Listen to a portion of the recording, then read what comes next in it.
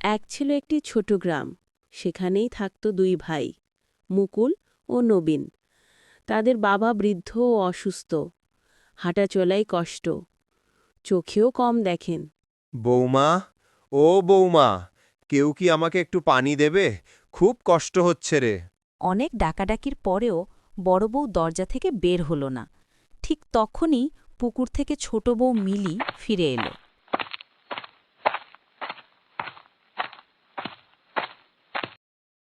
এই নিন বাবা, আস্তে করে খান। মা, তুই না আসলে হয়তো বাঁচতাম না। আমি তো বাইরে ছিলাম বাবা, কিন্তু বড় ভাবি তো ঘরেই ছিলেন। আপনার ডাকটা কি শোনেননি? বড় ভাবির কিছু যায় আসে না, উল্টো ছোট বউকে দোষ দিতে শুরু করল। এরপরই দুই বউয়ের মধ্যে ঝগড়া বাঁধে। তুই আমার বউয়ের সঙ্গে এরকম কথা বলবি কেন? আহা, তোরা শান্ত হ। অকারণে কেন ঝগড়া করছিস? বাবা তৃষ্ণায় মরছে আর বড় ভাবি ঘরে বসে আছে, একটুও বিবেক নেই।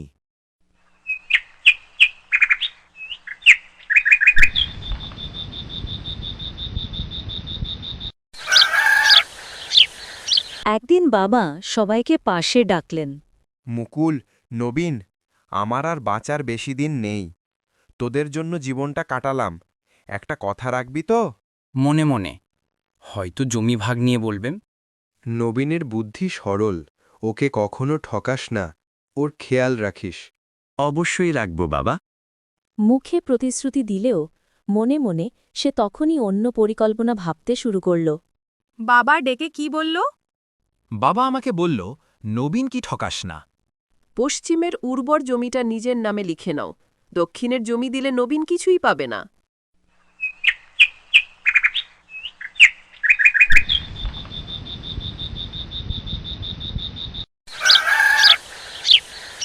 পরিকল্পনা মতো মুকুল নবীনকে নিয়ে বাবার কাছে গেল। বাবা, পশ্চিমের জমিটা আমার নামে করে যে। হ্যাঁ বাবা, লিখে দিন। বাবা ভাবলেন দুই ভাই নিশ্চয়ই মিলেমিশেই থাকে, তাই জমি লিখে দিলেন। কিছুদিন পর তিনি মারা গেলেন।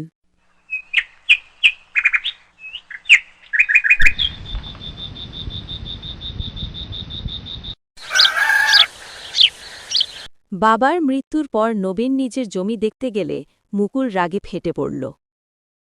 এই জমি আমার, কাগজে আমার নামই আছে। কিন্তু দক্ষিণের জমিতে তো কিছুই হয় না ভাই, আমি খাবো কি? দাদা, আমাকে এইভাবে ঠকাবে না। বাবা মরবার পরে তুমি কি আমাকে ঠকাতে চাইছো? দেখো, আমি তোমাকে ঠকাতে চাইছি না। বাবা যেটা লিখে দিয়েছে সেটাই কথা তোমাকে বলতেছি।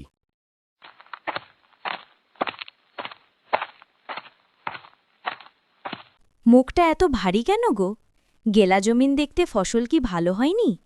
না রে গিন্নি, সব ঠিক আছে। আমার বড় দাদা মনে হয় আমাকে ঠকাচ্ছে।